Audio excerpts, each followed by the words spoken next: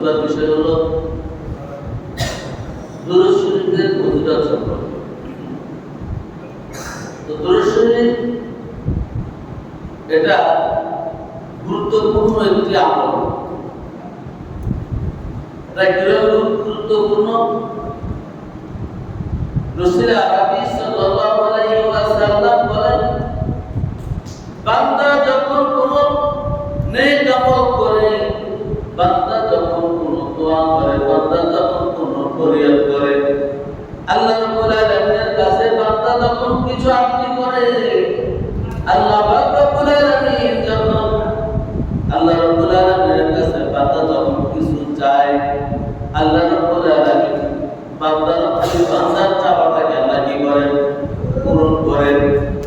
রাসূল আরবি সাল্লাল্লাহু আলাইহি ওয়াসাল্লাম বলেন, বান্দা যখন আল্লাহ রাব্বুল আলামিনের কাছে কিছু ফরিয়াদ করে, কিছু চায়, কিছু দোয়া করে, কিছু নেক আমল করে, ওই দোয়াটা, ওই ফরিয়াদটা, ওই নেক আমলটা আল্লাহ রাব্বুল আলামিনের দরবারে পৌঁছে না, ওই নেক আমলটা কত আসমানে লটকিয়ে থাকে। ওই দোয়াটা আল্লাহ রাব্বুল আলামিনের দরবারে পৌঁছে না, ওই আমলটা আল্লাহর দরবারে পৌঁছে না। আল্লাহ রাব্বুল আলামিনের দরবারে পৌঁছলে আল্লাহ কি করবেন? কবুল করবেন। কিন্তু আল্লাহ রাব্বুল আলামিনের কাছে পৌঁছায় না, আটকে থাকে, ঝুলন্ত থাকে। নবী করিম সাল্লাল্লাহু আলাইহি ওয়াসাল্লাম বলেন, বান্দা যখন দুরূদ শরীফ পাঠ করে, ওই দোয়াটা, ওই ফরিয়াদটা আল্লাহ রাব্বুল আলামিনের দরবারে পৌঁছে যায়। তো দুরূদ শরীফের ফজিলত কি আছে না? আছে। কোন আমল আল্লাহ কবুল করেন না যতক্ষণ না এটা দুরূদ শরীফ পড়া হয়। শুধু তাই না আমার ভাইরা, আমার বন্ধুরা, আমরা নামাজ পড়ি, আল্লাহ কিন্তু নামাজ পড়েন না। আমরা জিকির আজকার করি, আল্লাহ জিকির আজকার করেন না। আমরা রোজা রাখি, আল্লাহ রোজা রাখেন না। বান্দা যে আমল করে, স্রষ্টা সে আমল কিছুই করেন না। কিন্তু এমন একটা আমল রয়েছে যে আমলটা আল্লাহ রাব্বুল আলামিন নিজেও করেন এবং ফেরেশতাদেরকেও করার জন্য অর্ডার করে এবং বান্দাকেও পাঠ করার জন্য হুকুম করে, আর সেটাই হচ্ছে দুরূদ শরীফ। আল্লাহ রাব্বুল আলামিন বলেন, ইন্নাল্লাহা ওয়া মালাইকাতাহু ইউসাল্লুনা আলান নবী। আল্লাহ রাব্বুল আলামিন বলেন, ইন্নাল্লাহা ওয়া মালাইকাতাহু, আল্লাহ রাব্বুল আলামিনের ফেরেশতা সকল ইউসাল্লুনা আলান নবী। আল্লাহ রাব্বুল আলামিন বলেন, আমার নবী, আমার দোস্ত, আমার মুহাম্মদ মুস্তাফা সাল্লাল্লাহু আলাইহি ওয়াসাল্লামের উপরে আমরা দরুদ পড়ি, আর আল্লাহ পড়ি, আমার ফেরেশতারাও পড়ে। ইয়া আইয়ুহাল্লাযীনা আমানু, হে মুমিন সকল, ও ঈমানদাররা, ও আমার বান্দারা, যারা রবকে রব বলে স্বীকার করো, আমার রাসূলকে রাসূল বলে স্বীকার করো, নিজেকে মুমিন বলে দাবি করো, শুনে রাখো, শুনে রাখো, ইয়া আইয়ুহাল্লাযীনা আমানু সাল্লু, তোমরা কি করো? দুরূদ শরীফ পাঠ করো, আলাইহি ওয়া সাল্লিমু তাসলিমা। তোমরা কি করো? আমার নবীর উপরে দুরূদ পাঠ করো এবং আমার নবীর শানে তোমরা কি করো? সালাত পাঠ করো, দুরূদ শরীফ তোমরা তেলাওয়াত করো বেশি বেশি পরিমাণে। এজন্য এই আমলটা, এই দুরূদ শরীফ পাঠের আমলটা আল্লাহ করেন কিনা? আল্লাহ করেন, ফেরেশতা মণ্ডলীও করেন এবং মুমিন সকল সবাই করেন। অতএব এই আমলটা সকলেই করে এবং এটা আমাদের জন্য লাজেম। এটা আমাদের জন্য কি? লাজেম, বাধ্যতামূলক, এটা লাগবে। যে ব্যক্তি জীবনে একবার দুরূদ শরীফ পাঠ করে না, ওই ব্যক্তি কখনো মুমিন হতে পারে না। যে দুরূদ পড়ে না, সে কি মুমিন হতে পারে না। এজন্য আমাদের বেশি বেশি পরিমাণে দরুদ শরীফ পড়তে হবে। রাসূলুল্লাহ সাল্লাল্লাহু আলাইহি ওয়াসাল্লাম খোদা আলোচনা করতেছেন, এরকম নসিহত করতেছেন সাহাবায়ে আজমাইনকে। এমন সময় রাসূলুল্লাহ সাল্লাল্লাহু আলাইহি ওয়াসাল্লাম বলেন আমিন। আবার কিছুক্ষণ চুপ থাকলেন, আবার বললেন আমিন। আবার কিছুক্ষণ চুপ থাকলেন, আবার বললেন আমিন। সাহাবায়ে বলে ইয়া রাসূলুল্লাহ ইয়া হাবিবাল্লাহ, ব্যাপারটা বুঝলাম না, আপনি নসিহত করতেছেন হঠাৎ থেমে গেলেন। থেমে যাওয়ার পরে কিছুক্ষণ পরে এক নয় দুই নয় তিনবার বললেন আমিন। ঠিকমত তো বুঝলাম না কারণ কি?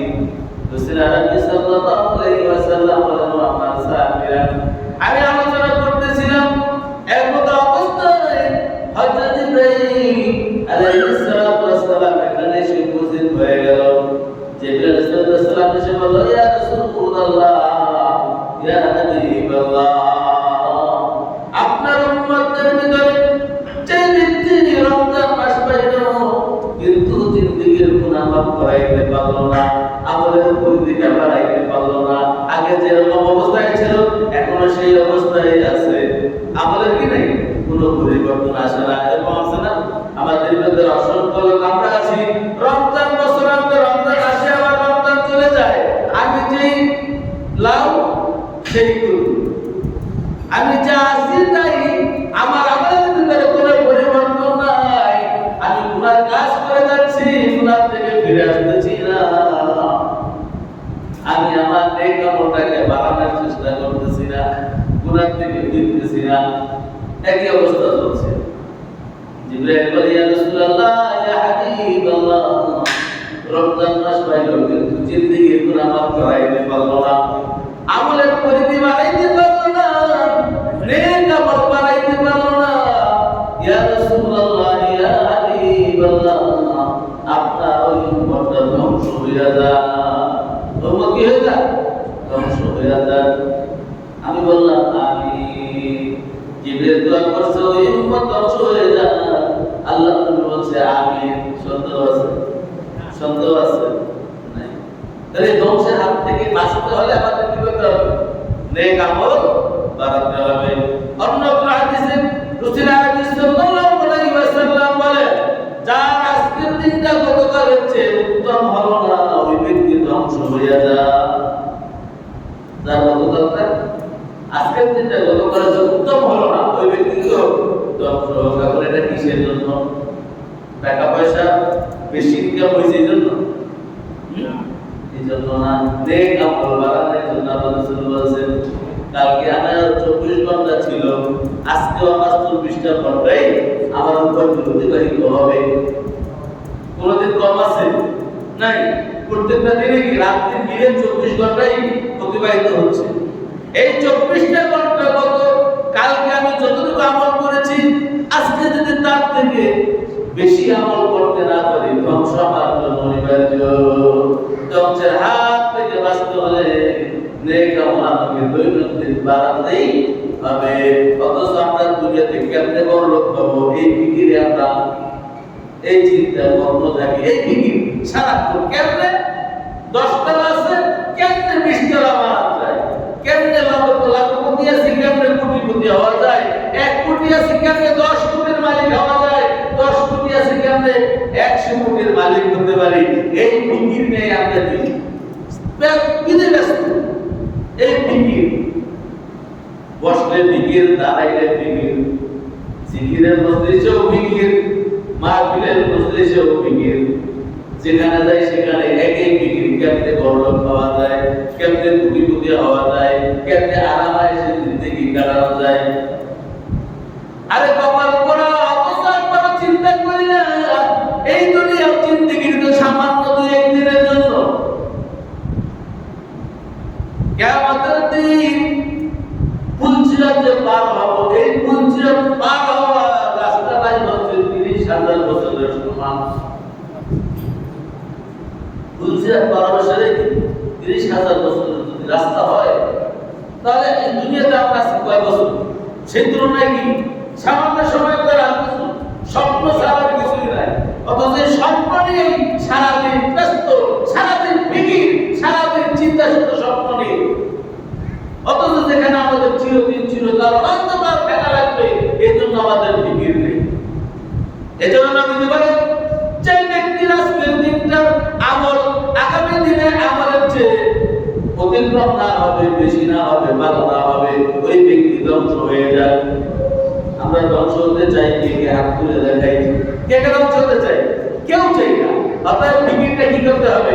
আখিরাতের ফিকির আমাদের কি করতে হবে? নিয়মিত করতে হবে, আমল বাড়াতে হবে, নেক আমল বাড়াতে হবে, জিকির আজকার আমাদের বাড়াতে হবে, তাসবিহ তাহলিল বা কোরআন তেলাওয়াত, নফল নামাজ, ইবাদত বন্দেগী কি আস্তে আস্তে বাড়াতে হবে। একবারে বুজুর্গ হওয়া সম্ভব না, একবারে বুজুর্গ হওয়া কি সম্ভব না। এটাও শয়তানের একটা ওয়াসওয়াসা। শয়তান আপনাকে বলা, আরে কি হয়েছে বয়সের, এখনো তো দাড়ি পাকে নাই, এখনো তো চুল পাকে নাই, বয়স তো হয় নাই, বয়স হোক এরপরে কি আমল করো, আছে না? গেল অনেক আছে, কিন্তু এটাকে শয়তানের একটা ওয়াসওয়াসা। যে ব্যক্তি শুরুতে করতে পারে সে শেষেও পারে না। এজন্য একটা প্রবাদ আছে, মুরব্বীরা বলে, নয়তে না হইলে নব্বইতেও হয় না। আর আপনি যে আপনি যে আমরা ফিকির করতেছে বয়স হলে করবো, এই বয়স পর্যন্ত যে বেঁচে থাকবো, এটা লিখিত কোনো দলিল কি আপনার আমার কাছে আছে? আছে? কারো কাছে নাই। তাহলে কেমনে বলি যে আজকে না কালকে করবো? এজন্য দুনিয়ার আমলের ক্ষেত্রে বলা হয়েছে, দুনিয়ার আমলটা এমন ভাবে চলো, মনে থাকবা, মনে রাখবা, তুমি অনেক দিন বেঁচে থাকবা, অনেক দিন বেঁচে থাকবা, অতএব তুমি দুনিয়ার কাজ করার সময় পাইবা। কিন্তু আখিরাতের ক্ষেত্রে আল্লাহ নিয়ে বলেন, আখিরাতের ক্ষেত্রে তুমি এমন ভাবে জীবন যাপন করবা, মনে করবা মিন আব্দিল ওয়ালি, তোমার শাহাদাত তোমার যত নিকটে, মৃত্যু তার চাইতেও আরো নিকটে। তোমার শাহাদাত তোমার যত কাছে, মৃত্যু তার চাইতেও কাছে। অতএব নেক আমলটা করার ক্ষেত্রে আরো কি হও? মজবুত হও, আরো অগ্রগামী হও, আরো তাকওয়ার সাথে, ইয়াকিনের সাথে, ইস্তেকামাতের সাথে আখিরাতের কাজগুলি করো। কিন্তু আমরা কি ইমানত ভুলে যাই, যখন শুনি তখন ইমানের পরিধি বেড়ে যায়। আবার কি যে সেই লোহা গরম হইলে আমার যা মনে চায় তাই বানায়, কিন্তু লোহাটা যখন ঠান্ডা হয়ে যায় তখন কি বাড়িতে বলে যে সেই আমাদের যেই সেই হয়ে যায়। আমার বন্ধুরা, আমাদেরকে আমল বাড়াতে হবে।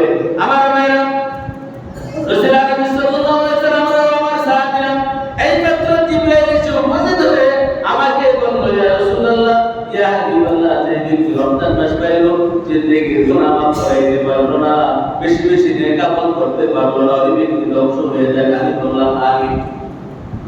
দ্বিতীয়বারে জিবরাইল বলল, ইয়া রাসূলুল্লাহ, ইয়া হাবিবাল্লাহ, যে ব্যক্তির কাছে তার মা বাবা উভয় অথবা একজন, মা বাবা দুইজন পাইল অথবা একজন পাইল, মাকে পাইল অথবা বাবাকে পাইল, এই দুইজন অথবা একজন মা বাবা পাওয়ার পরেও যে ব্যক্তি জান্নাতের সার্টিফিকেট অর্জন করতে পারলো না, জান্নাত কামাই করতে পারলো না, ওই ব্যক্তি ধ্বংস হয়ে যায়। আমি বলছি আমি।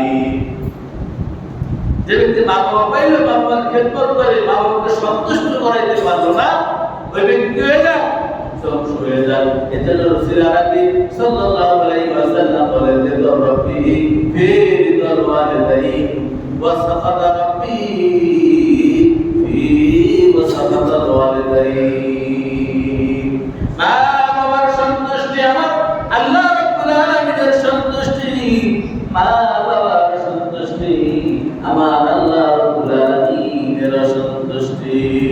মা বাবা যদি সন্তানের উপরে বেজার হয়ে যায়, ওই ব্যক্তির কপাল পুড়ে যাবে, দুনিয়ার জীবনও কপাল পুড়ে যাবে, আখিরাতের জীবনও কপাল পুড়ে যাবে।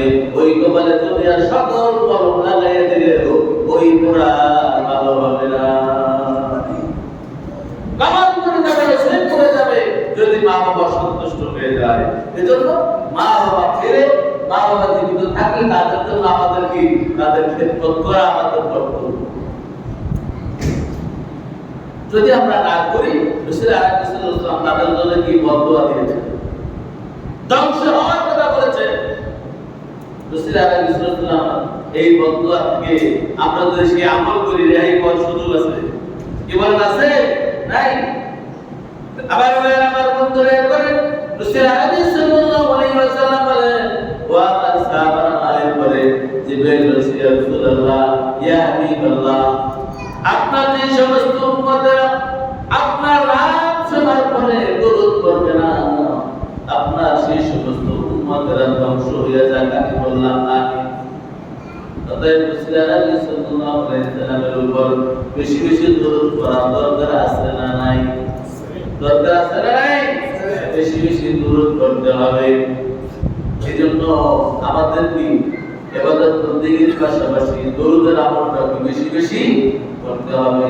কারণ যত ইবাদত বন্দেগী করি, এর ভিতরে যদি দরুদ না থাকে, আমার পুরো আমল আল্লাহ তাআলার দরবারে পৌঁছবে না, লটকিয়ে রাখা হবে।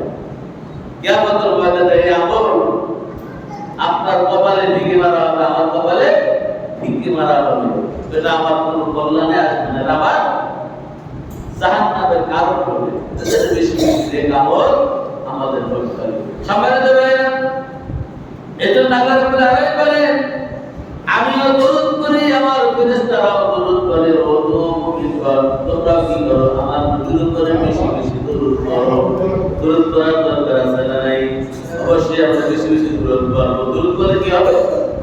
দরুদ করলে কি হবে? রাসূল আলামিন সাল্লাল্লাহু আলাইহি ওয়াসাল্লাম ইরশাদ করেন, মান সাল্লা আলাইয়া সালাতান ওয়াহিদা, মান সাল্লাতা আলাইয়া সালাতান ওয়াহিদা, যে ব্যক্তি একবার রাসূল আলামিন সাল্লাল্লাহু আলাইহি সাল্লামের উপর দরুদ করে, কয়বার?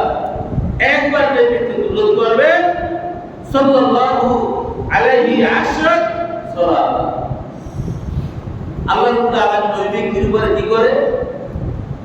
10টা রহমত নাযিল করে। সুবহানাল্লাহ। দরুদ করব কয়বার? রহমত বর্ষণ হবে কয়টা? 10টা। সুবহানাল্লাহ। আল্লাহ রাব্বুল আলামিনের কোন বান্দা যদি নবীর উপরে একবার দরুদ শরীফ পড়ে, আল্লাহ রাব্বুল আলামিন বলেন, ওই ব্যক্তির উপরে আমি 10টা রহমত বর্ষণ করি। শুধু তাই নয়, আল্লাহ রাব্বুল আলামিন রাহিম বলেন, ফাহাত্তাত আনহু আশরা ফুতওয়া,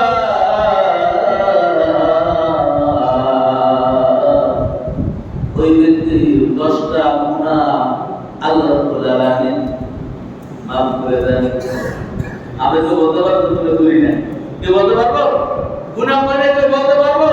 কেউ পারবো না। কারণ গুনাহ করতে আমরা ডরি। কেননা ইনসান থেকে আমাদের সৃষ্টি, আর নাসিউন শব্দ থেকে ইনসানের সৃষ্টি। নাসিউন শব্দ অর্থ হচ্ছে কি? ভুল, গুনাহ।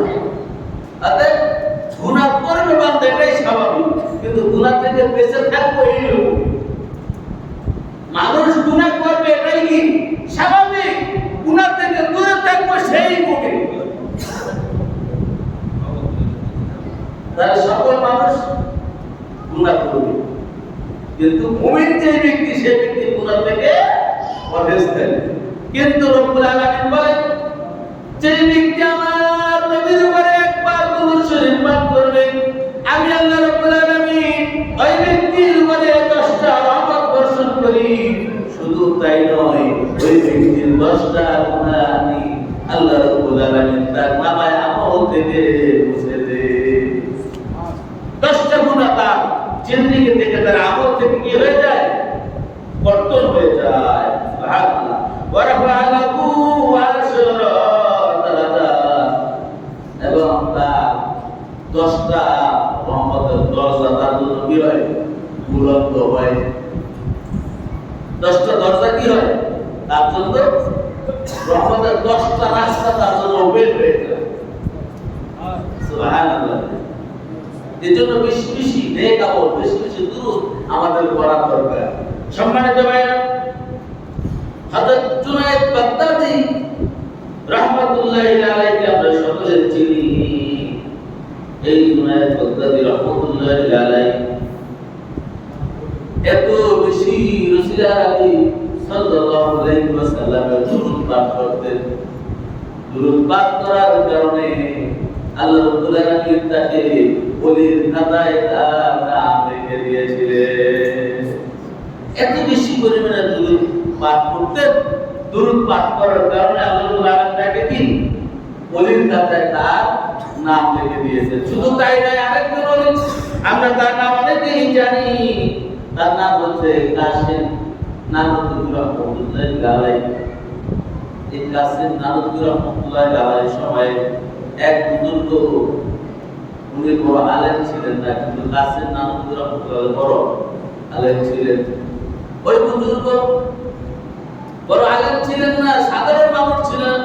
তিনি মজুরি কাজ করতেন, কিন্তু যখন এই সময় পাইতেন সবসময় তার মুখের ভিতরে শুধু একটা আমল ছিল, সেটা হচ্ছে রাসূলের দরুদ।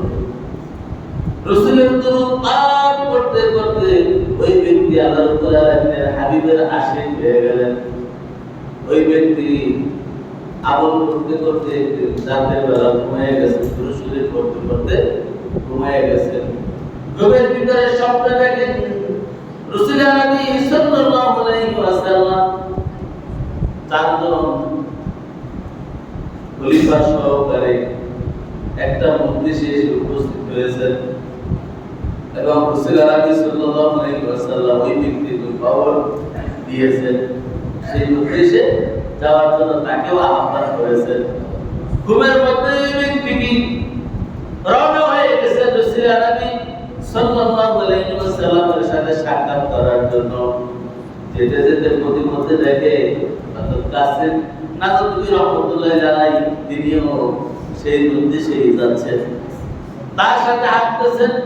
কিন্তু ওই ব্যক্তির ভিতরে বড় আবেগ, আরে কাসিম নানুতুবি রাহমাতুল্লাহি আলাইহি এত আস্তে আস্তে হাঁটেন, আমি তো আস্তে হাঁটতে পারতেছি না, আমার কি আর ধৈর্য সইতেছে না। তাড়াতাড়ি যাওয়ার জন্য কাসিম নানুতুবি রাহমাতুল্লাহি আলাইহিকে রেখেই সে কি দৌড় দিয়ে বলতেছে, হাজির হয়ে গেল। হাজির হয়ে রাসূল আলাইহি সাল্লাম দিল, আসসালামু আসসালামু আলাইকা ইয়া রাসূলুল্লাহ। সালাম দিয়ে রাসূল আলাইহি সাল্লাল্লাহু আলাইহি ওয়াসাল্লামের কাছে গেলেন। রাসূল আলাইহি সাল্লাল্লাহু আলাইহি ওয়াসাল্লাম তাকে তার পাশে বসাইলেন। রাসূল আলাইহি সাল্লাল্লাহু সাথে আরো কয়জন খলিফা, চারজন, এবং শেষ হলো পাঁচজন। এবং এবার তার ভিতরে একটু অহংকার আসলো। কাসিম নানুতুবি রাহমাতুল্লাহি আলাইহি দেখে আসলাম রাস্তায়, তার তো আর বসার জায়গা নাই, পাঁচটা চেয়ারই আছে, পাঁচটা আসনে আমরা পাঁচজন বসছি, সে কোথায় বসবে? সে যদি আমার মতন দৌড়ে আসতো সে তো একটা আসন পাইতো, কিন্তু সে আসন গ্রহণ করতে পারলো না, সে দৌড়ে আসলো, সে আস্তে আস্তে আসতেছে। এই কারণে তার ভিতরে একটু অহংকার জাগলো। প্রতিমধ্যে দেখা গেল কাসিম নানুতুবি রাহমাতুল্লাহি আলাইহি সেখানে হাজির হয়ে গেল। হাজির হয়ে যাওয়ার পর রাসূল আরবি সাল্লাল্লাহু আলাইহি ওয়াসাল্লাম দাঁড়িয়ে গেলেন। দাঁড়িয়ে গিয়ে কাসিম নানুতুবি রাহমাতুল্লাহি আলাইহিকে আলিঙ্গন করে তার কোলের উপরে বসাইলেন। সুবহানাল্লাহ।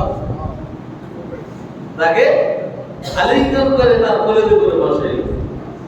এবারে ব্যক্তি বলে, ইয়া রাসূলুল্লাহ, ইয়া হাবিবাল্লাহ, আমি তো কাসিম নানুতুবি রাহমাতুল্লাহি আলাইহি আগে এসে উপস্থিত হয়েছি, আপনি আমাকে বলে ইসলাম দেন নাই, আমাকে পাশে বসাইলেন, কিন্তু কাসিম নানুতুবি রাহমাতুল্লাহি আলাইহি আপনি কেন কোলের উপরে বসাইলেন?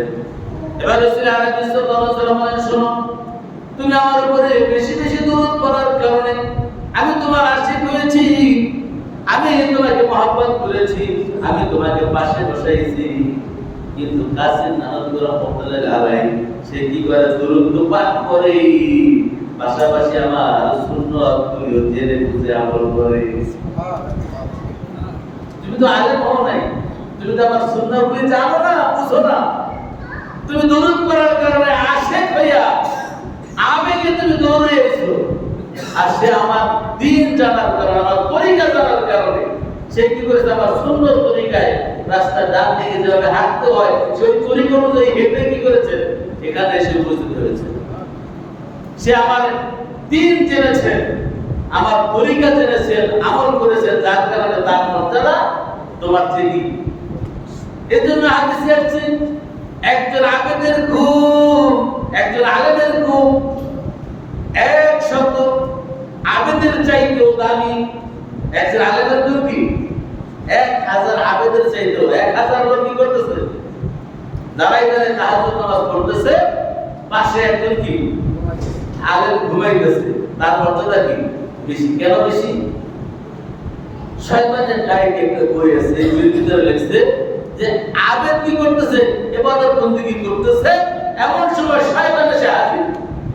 শয়তান একটা নূরের ঝলক দিয়ে সেখানে হাজির হয়ে বলতেছে, ও আবেদ, আমি তোর ইবাদতে সন্তুষ্ট হইয়া তোর কাছে চলে আসছি। তোর কাছে আমি একটা কোরআন দিয়েছি, ওই কোরআনকে চলে আমি আল্লাহর জান্নাতে চলে আয়।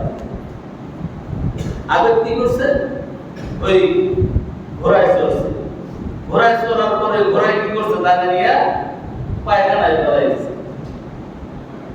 কিন্তু এক আলেম ঘুমাইয়া রয়েছে।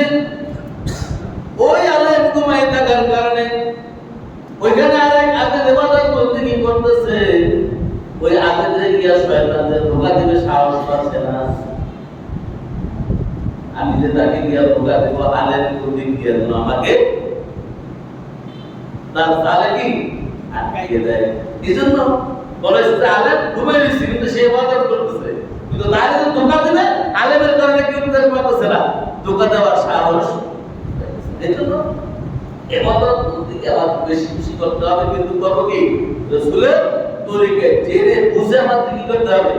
আমল করতে হবে। সম্মানিত ভাইরা, আল্লাহ আমাদের সবাইকে বেশি বেশি নেক আমল করার তৌফিক দান করুন। রাসূল আলাইহিস সালামের উপরে যেন বেশি বেশি আমরা দরুদ পড়ে রাসূল আলাইহিস সালামের আশিক আমরা হতে পারি। আল্লাহ সুবহানাহু ওয়া তাআলা আমাদের সেই তৌফিক দান করুন। আমরা তৌফিক ইল্লা বিল্লাহ। আসসালামু আলাইকুম ওয়া রাহমাতুল্লাহি ওয়া বারাকাতুহু। যারা সুন্নাত বেঁচে আছে তাদের